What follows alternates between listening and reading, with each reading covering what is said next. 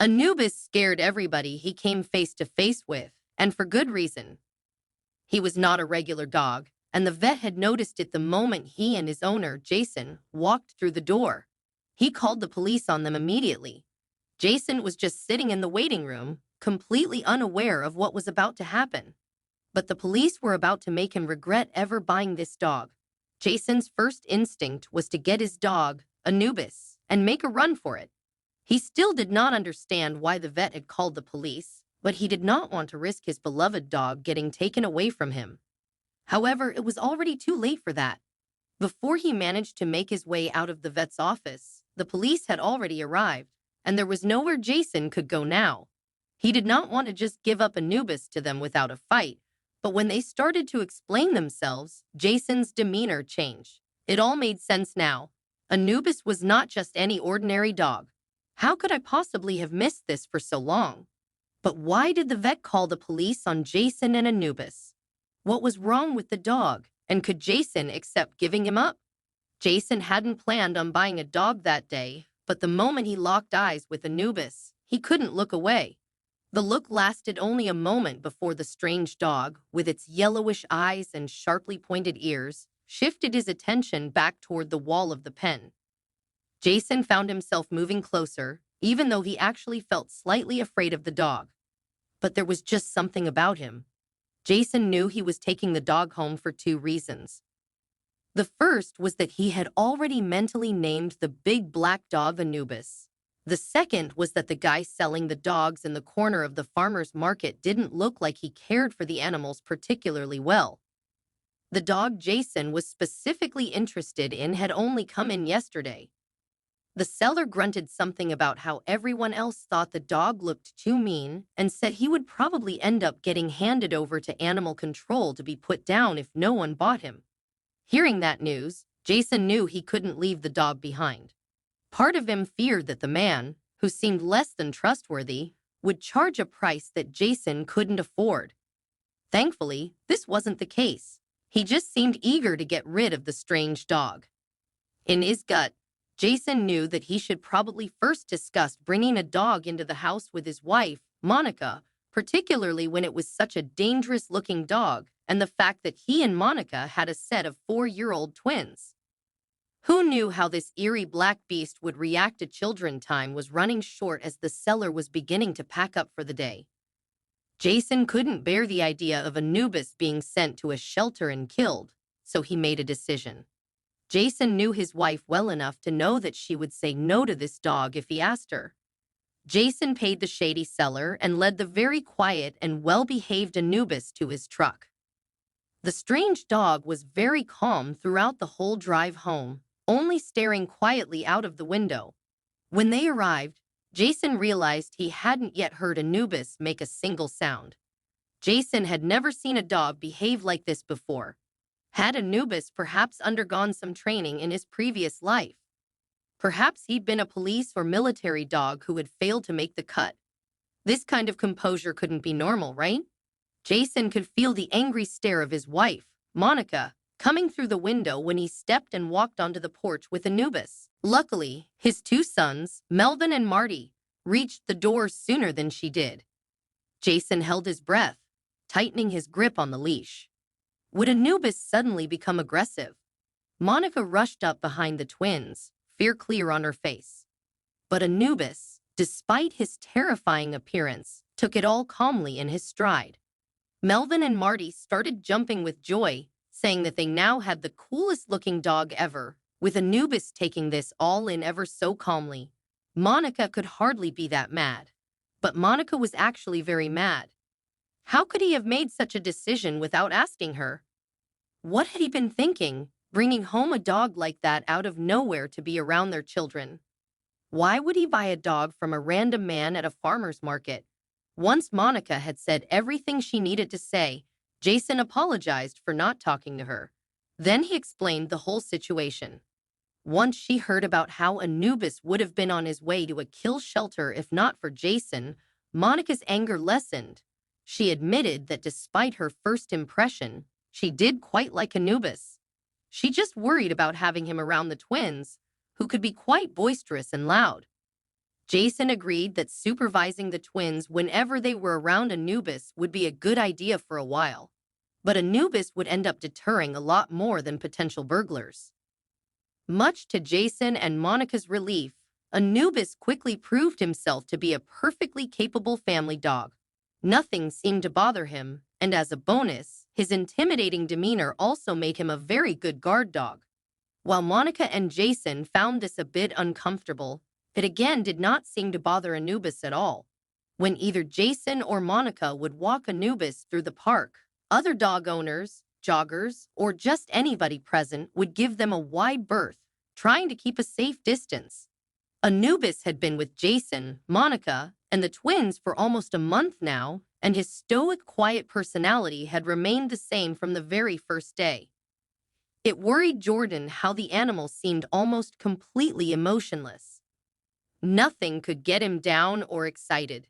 The appointment was booked for 3 days later. In the time before the appointment, Jason decided to do some research of his own. Jason ended up booking an appointment at the vet to get Anubis thoroughly checked out. But this simple checkup would turn into an ordeal that Jason could never have predicted. He was still unsure even about what kind of breed the dog actually was, let alone what might be wrong with him. Jason had some ideas, but none seemed to completely match. Probably only the vet could help him find out the truth about Anubis. After several hours of research, the twins really wanted to come with Jason and Anubis to the vet, as they thought they could help keep him calm. But Jason decided to leave them home just in case there was actually something wrong with the dog. He did not want his children to get freaked out by that. Besides, it was not like Anubis needed anybody to keep him calm. Jason was convinced that not even the cold and scary office of the vet could scare this animal. But it would end up scaring Jason himself a lot more than he could have ever anticipated. When he arrived at the vet that afternoon, it was very busy in the waiting room. Some appointments before him had taken a lot longer than anticipated, and there had even been an emergency situation that day. So Jason and Anubis had to wait a while, and they were getting a lot of looks. Some people put their pets back in their cages or grabbed a tighter hold of the leash. It was clear to Jason that they were afraid of his dog. This was something he, of course, was used to by now, but it was the first time it would actually come back to bite him. An employee of the vet's office walked up to Jason, and with a bit of shame clearly on her face, she asked Jason if he and Anubis could wait outside for their appointment. Some of the other people in the waiting room had complained about feeling unsafe. Jason looked down at the ever-so-calm Anubis and took a deep breath of disappointment. This dog would not hurt a fly unprovoked, and he knew it, but he would probably forever be mistrusted just because of the way he looked. The other people in the room avoided making eye contact with Jason, and even though he wasn't happy about it, he took Anubis outside to wait for their appointment. But Jason could have never predicted the consequences of this at the time. After being outside for only a couple of minutes, a man in a long coat walked past the pair but halted in his step when he glanced at Anubis. He asked Jason if this was his dog, and when he agreed, the man kneeled next to the scary-looking black beast. Unlike most other people who saw Anubis, this man seemed to be completely unafraid of the dog's looks. He explained that he was the senior veterinarian who was just coming back from his break. He was in a rush for the next appointment, but something about Anubis motivated him to still stop for a second. He did not want to elaborate on what exactly caught his attention, but he did promise Jason that he would speed up his appointment if he also allowed him to switch the vet he made the appointment with to himself. He seemed strangely eager about this. Jason found this a bit odd, but seeing as it was fairly cold outside and he had no idea how much longer they would have to wait for their original appointment, he agreed. The senior vet walked into the building. Satisfied, Jason was called in just 10 minutes later. He felt like he got a lot of angry looks from other people who obviously realized that he had been allowed to cut in line before them, but he did not care. These people and their pathetic prejudice could suck it if it was up to him. Jason walked Anubis into the office, where the senior vet was already waiting for him, suited up in the appropriate clothing. He looked almost like he was ready to perform surgery or something, while this was only meant to be a consultation.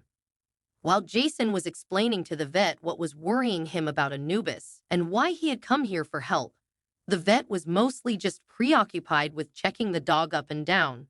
He barely even seemed to listen to what Jason was saying. Halfway through the conversation, the vet suddenly interrupted Jason and told him that he needed to take care of something really quick. He marched through the side door of the office, closing it behind him and leaving a baffled Jason in the office. Jason thought he could hear some talking on the other side of the door, but he could not make out what was being said. The conversation only lasted about 2 minutes, and when he didn't hear talking anymore, Jason expected the vet to come back any second, but he didn't. Jason waited and waited until nearly 15 more minutes had passed. He was getting impatient as hell. As he had no idea what was going on, he tried the door handles and found out that they were locked. He started knocking on the door, banging almost, calling for anybody to come and get him. When he kept getting no response, he started getting angry. Why were they treating him like this? Did it have something to do with Anubis? He started to see red, and in a flash of rage, he kicked in the door through which the vet had left about 20 minutes before. The vet was standing in the other room, just waiting, calm as could be, even though his door had just gotten kicked in. Jason demanded an explanation, and after the vet took a quick look at his watch, he was actually willing to inform Jason of what was happening. He told him that he had just called the police on him and Anubis, and that they could be here any second. Jason was stunned. He wanted to know why, but the vet told him that the police would probably do a better job at explaining that than he could. Jason was stunned. What possible reason could this vet have to call the police on his innocent dog? He was still full of adrenaline from kicking in the door, and in his mind, the police were probably going to take Anubis away from him, and he was not going to let this happen.